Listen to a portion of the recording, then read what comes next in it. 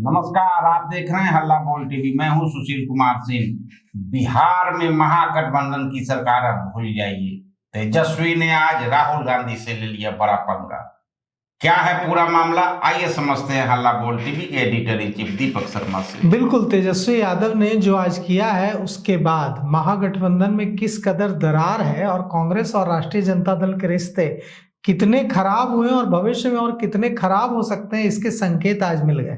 तेजस्वी यादव केरल पहुंचे हैं और तेजस्वी यादव ने केरल पहुंचकर वहां कांग्रेस और लेफ्ट की लड़ाई है।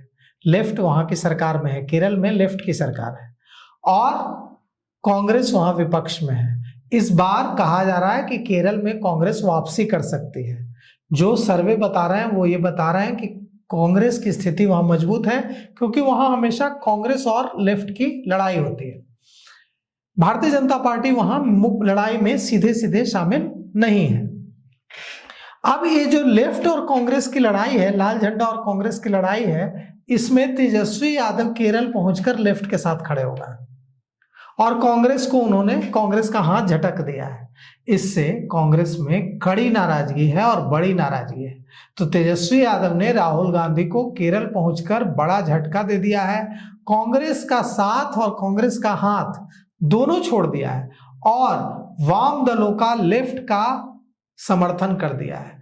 अब बिहार में कांग्रेस के साथ मिलकर राजनीति करना नहीं चाहते हैं, इसका मतलब उन्होंने इरादा बना लिया है कि अब हमें कांग्रेस से वास्ता नहीं रखना है, क्योंकि अगर कांग्रेस से वास्ता रखना होता तो न्यूट्रल रहते, न लेफ्ट की तरफ से जाते न कांग्रेस की तरफ से जाते, कहते कि आप लोग दोनों हमारे साथी हैं, आप लोग दोनों आपस में लड़ रहे हैं तो आप लोग लड़ लीजिए, मैं इसमें कुछ नहीं कह सकता हूं।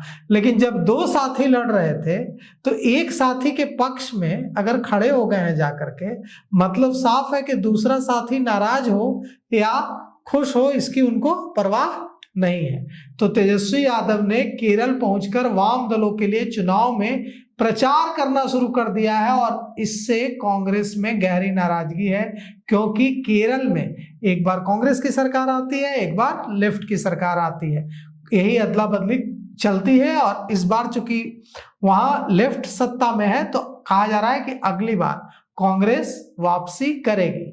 तो अब राष्ट्रीय जनता दल ने कांग्रेस से अलग सियासी रुख अपना लिया है और राहुल गांधी के सामने कड़ी चुनौती पेश कर दी है।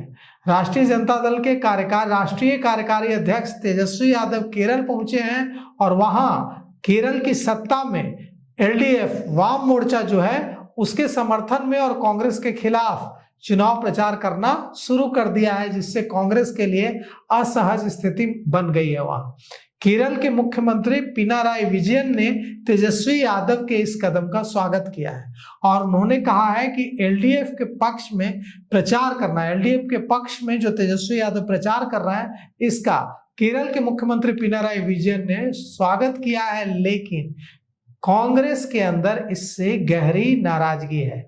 पिनाराई विजयन ने social media platform micro blogging site x पर पोस्ट लिखा है तेजस्वी यादव के बारे में और तेजस्वी को थैंक यू कहा है और कहा है कि देश के सेकुलर ताने बाने को मजबूत करने की कोशिश तेजस्वी यादव कर रहे हैं, केरल आकर हमारा समर्थन कर रहे हैं, इसके लिए हम उनका धन्यवाद देते हैं। लेकिन मामला इतना आसान और इतना सिंपल नहीं है। अब तेजस्वी यादव जब मंगलवार को मलमपुरम के पुनानी विधानसभा क्षेत्र में सीपीआईएम के उम्मीदवार एमके साकिर के समर्थन में सभा कर रहे थे, तब दिल्ली में कांग्रेस की मीटिंग चल रही थी इसे लेकर कि क्यों तेजस्वी यादव केरल में जाकर कांग्रेस का समर्थन न कर लेफ्ट का समर्थन कर रहा है। मतलब मामला साफ है कि तेजस्वी यादव ने साफ कर दिया है कि वे कांग्रेस से अच्छे रिश्ते रखने में इंटरेस्टेड नहीं है, जबकि लेफ्ट से अच्छे रिश्ते रखने में उनकी रुचि है। तो ऐसे में एक नया समीकरण बिहार में भी बन सकता है। ये इतना आसान नहीं है, होना चाहिए था तेजस्वी यादव के लिए चुनना कि हम लेफ्ट को चुने कि कांग्रेस को चुने। अगर पुरानी राजनीति होती तो ये न्यूट्रल रहते, लेकिन न्यूट्रल नहीं रहे हैं, इसका मतलब यह है कि कांग्रेस की नाराजगी की चिंता उन्हें नहीं है। ऐसे ही बिहार में इस बात की भी चर्चा है कि अगर जो नया मुख्यमंत्री बनता है वो नीतीश कुमार की बातें नहीं सुनता है, जनता दल यूनाइटेड को साथ लेकर नहीं चलता है, भारतीय जनता पार्टी अपने एजेंडे को अपने मुख्यमंत्री के जरिए लागू करने की कोशिश करती है, तो नीतीश कुमार वही हाल कर सकते हैं नए मुख्यमंत्री का जो उन्होंने जीतन राम मांझी का तब किया था जब जीतन राम मांझी ने उनकी बात सुनना बंद कर दिया था। जीतन राम मांझी मुख्यमंत्री के रूप में फेल हुए थे और मुख्यमंत्री से हटे भी थे। तो एक बार फिर बिहार में ऐसी स्थिति बन सकती है। भारतीय जनता पार्टी का मुख्यमंत्री अगर सही तरीके से काम करता है तो ठीक है, नीतीश कुमार के मुताबिक सही तरीके से, अपने मुताबिक सही तरीके से नहीं। अगर नीतीश कुमार के मुताबिक काम करता है तब तो ठीक है। अगर वो नीतीश कुमार के मुताबिक और जनता दल यूनाइटेड को अपने साथ लेकर चलने में विफल रहता है तो नई सरकार, महागठबंधन की सरकार, नीतीश कुमार, तेजस्वी यादव कांग्रेस और जीतन राम मांझी बहुत नीतीश कुमार के करीब आ रहे हैं, तो एक सरकार बनने की संभावना जताई जा रही थी। लेकिन जिस तरह से राहुल गांधी और तेजस्वी यादव में 36 का रिश्ता बन रहा है, ऐसे में महागठबंधन तो बनने से पहले ही बिखर जाएगा। तो ऐसे में नई सरकार बनने की स्थिति भी नहीं दिख रही है।